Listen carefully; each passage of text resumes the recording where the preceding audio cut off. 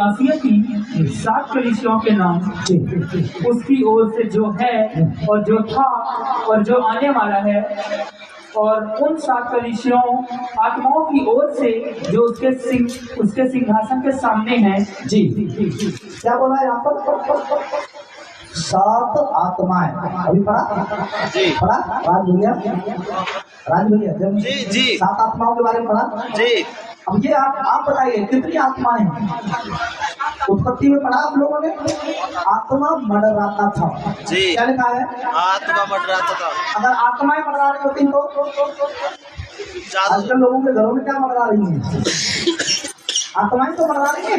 एक आदमी 5000 आत्मा घुस गई, मगर ये आत्मा अकेला ही था, और ये अकेला ही काफी है जिसने सृष्टि बनाई। बोलो आमीन हालेलुया।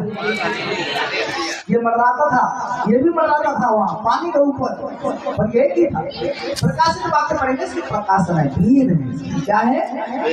भेद है। तो 7 आत्माओं के बारे में यशायाह नबी क्या बताता है? कितने लोगों को पता है?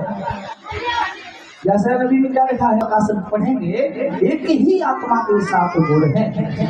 आत्मा एक है, उसके वरदान भी कई प्रकार के हैं। हम जब पहला कुरिन्थियों 12 अध्याय पढ़ेंगे, पहला कुरिन्थियों 12 अध्याय, एक ही आत्मा है लिखा है, वरदान तो कई प्रकार के हैं, और उनमें से हम कुछ वरदानों को पढ़वाना चाहते हैं ताकि आप कभी कंफ्यूज ना हो जाए। क्योंकि यूहन्ना 4:24 में क्या लिखा है? परमेश्वर तो आत्मा है। परमेश्वर क्या है? आत्मा है। ये नहीं लिखा है आत्माएं हैं परमेश्वर, नहीं तो फिर हमें बहुत सारे भगवान बना देंगे उसी में से। ये काटने वाला, ये मारने वाला, ये बीमारों को ठीक करने वाला, ये थोड़ा बुद्धि ठीक करने वाला, ऐसा नहीं, एक ही आत्मा। क्या लिखा है वहाँ? पहला कुरिन्थियों 12 अध्याय। हे भाइयों, मैं नहीं चाहता कि तुम आत्मिक वरदानों के विषय में अज्ञात रहो। मैं परमेश्वर के आत्मिक वरदानों के विषय में तुम अज्ञात न रह जाओ। अगर ये प्रकाशित वाक्य पढ़ रहे हो तो ये बात भी तुमसे मिस ना हो जाए, छूट ना जाए। बहुत से लोगों से बहुत सी चीज छूट जाती है गलती से।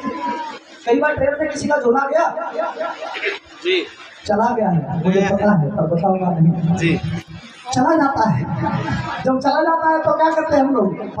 केवल क्या होता है फिर पछताते हैं, काश उस साड़ी को एक बार पहन लिए, किसी को दफन कर देते हैं। कुछ नहीं तो लास्ट में एक बार ख्याल आता है, चर्च में ही दे दिया होता। कोई भी चीज अच्छी चीज चली गई तो लगता है कई बार ये भी परमेश्वर का वचन अगर तुमसे चला गया तुम्हारा नहीं मिलेगा।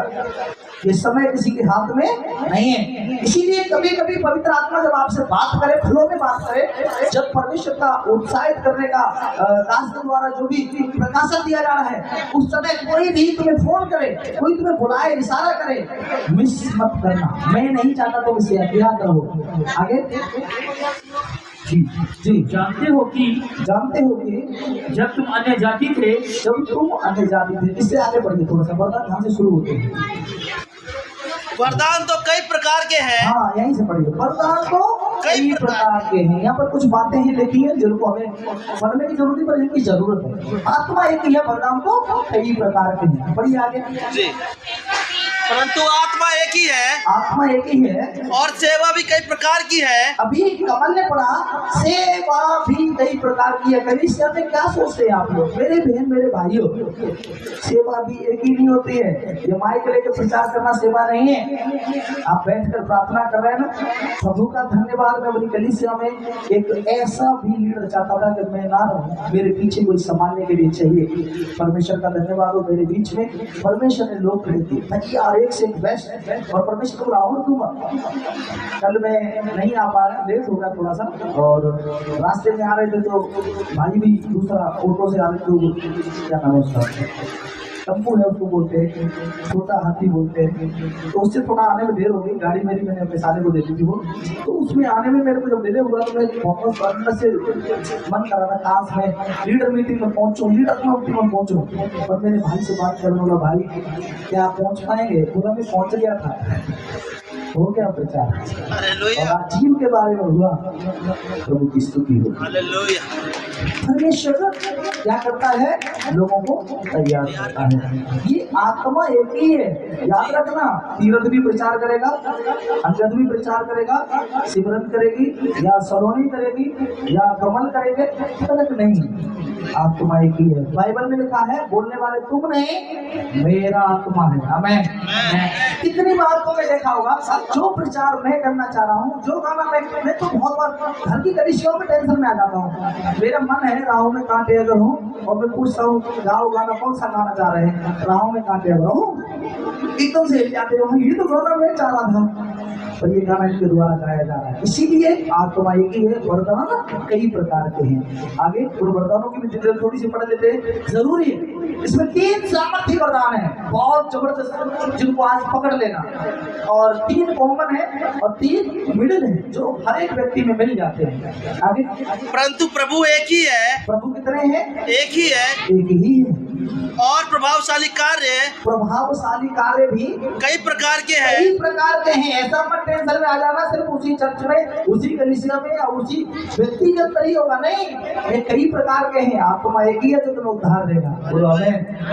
आगे, परंतु परमेश्वर एक ही है। परंतु परमेश्वर एक ही है। बार बार क्या बात समझाई जा रही है? परमेश्वर एक ही है। परमेश्वर एक है।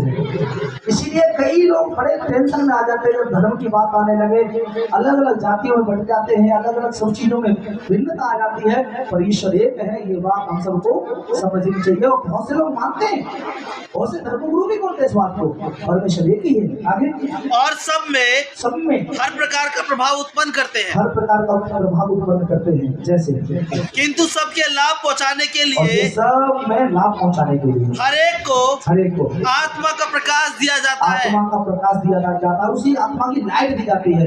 यूहन्ना 4:24 में क्या लिखा है? परमेश्वर तो आत्मा है, उसकी आराधना करने वाला आत्मा सच्चाई से करे। जी।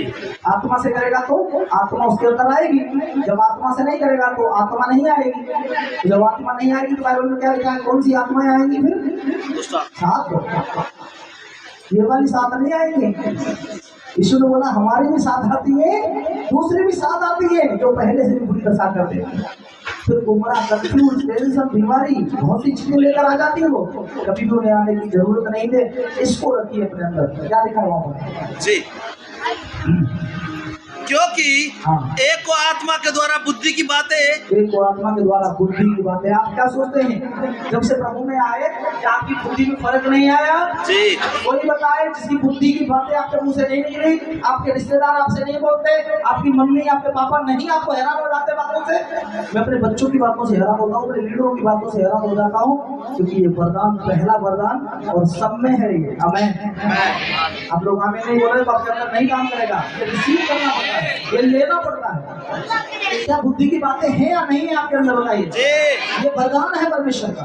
दूसरा वरदान, और दूसरे को उसी आत्मा के द्वारा ज्ञान की बातें। कौन सी बातें? ज्ञान की बातें। कैसे ज्ञान की बातें? धरती कैसे बनी है, सृष्टि कैसे बनी है, प्रचार करते हैं तो उसमें बहुत अच्छा लगता है वो ज्ञानियों का प्रचार। वो बड़े ज्ञान से बताते हैं। कई लोग बोलते हैं प्रभावशाली रूप से उसको समझाने का। ये ज्ञान का प्रकाशन पवित्र आत्मा का सेकंड वरदान है। मैंने क्या बोला? वो 3 बहुत जबरदस्त वरदान है जिनको ले लेना चाहिए हर एक व्यक्ति को मिलने के लिए। हालेलुया। कौन सी जय हो। पीछे थोड़ा सा पानी दे सकते हैं आप वहाँ पर। प्रभु के लोगों, आप सोइए मत, ठीक है, जागते रहें, क्योंकि यीशु का वचन बहुत सुंदर है, आपके जीवन से कष्टों को दूर करेगा ये। इसीलिए ये भी वरदान बहुत जरूरी है, ज्ञान का वरदान। आमीन। जरूरी है कि नहीं? इनकी टेंशन में आ गई है, क्या बात हुई बेटा, है कि नहीं? जरूरी है या नहीं? उसी से मुझे चाहिए। आज आप बोलेंगे प्रभु का वचन कहता है मिलेगा। आमीन। मांगोगे तो तुम्हें मिलेगा।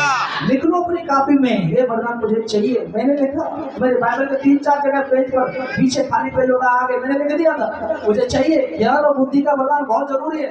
3 वरदान मेरा वाला सुपर हिट है जो शुरू में ही मिलते हैं और सबके लिए है। पर लोग क्या सोचते हैं? डायरेक्ट प्रॉफिट बनना है।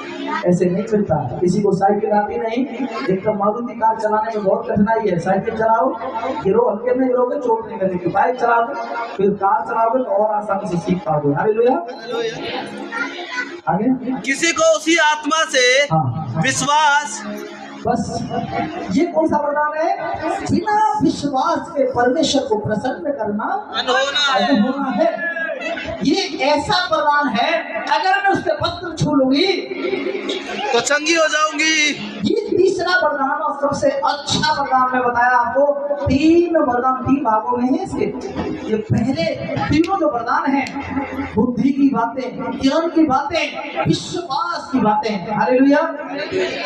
विश्वास की बातें, अगर आपको विश्वास ही नहीं है तो फिर कोई फायदा नहीं है चर्च आने का, फिर फायदा नहीं है दान करने का, फिर फायदा नहीं है आपको बपतिस्मा लेने का भी।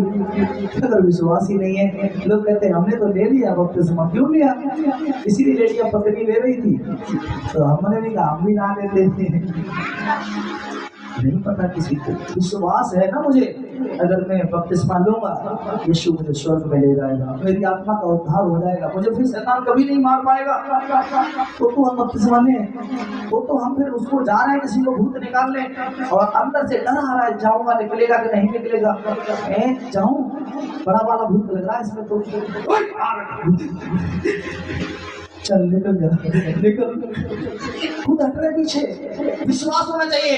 यीशु ने कहा यदि तुम विश्वास करोगे तो परमेश्वर की महिमा देखोगे। डरने की क्या जरूरत है?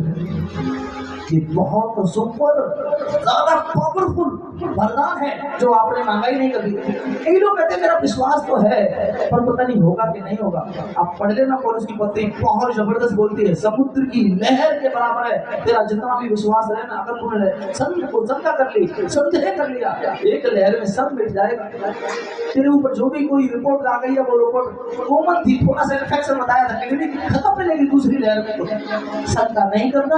मेरे को मरने की कई बार सरकार ने रिपोर्ट दिलवा दी, बोला तुम्हारा तो ब्लड प्रेशर बहुत हाई है, तेरा शुगर तो बहुत ऊंचा हो गया है। मैं एक ही बात बोलता था, मेरा विश्वास मेरे यीशु पर है जो मुर्दों में से जिंदा हुआ। अब कोई रिपोर्ट से मुझे फर्क नहीं पड़ता। आमीन, हालेलुया। विश्वास यही होना चाहिए। तेरा बेटा मरेगा, मेरे बोला मेरा बेटा कभी नहीं मरेगा। तेरी पत्नी मरेगी, मेरे बोला शैतान तू तो मरेगा मुझे पता है, और मेरी पत्नी को मारने वाला कोई नहीं, क्योंकि यीशु ने जीवन दे दिया उसको। ये विश्वास है। इस विश्वास से चलोगे कभी नाम डूबेगी नहीं। योना नबी को जब वो मगरमच्छ खाया उसको विश्वास में दिक्कत आ गई थी। उसे ये विश्वास हो रहा था मैं प्रचार करूंगा लोग सुनेंगे नहीं। उसे क्या लग रहा था मैं जाऊंगा नीलवे के लोग मेरी बात से सुनेंगे नहीं, और ऐसा नहीं हुआ। खुदा ने बोला देख 1,20,000 लोग हैं, क्या मुझे तरस नहीं आता?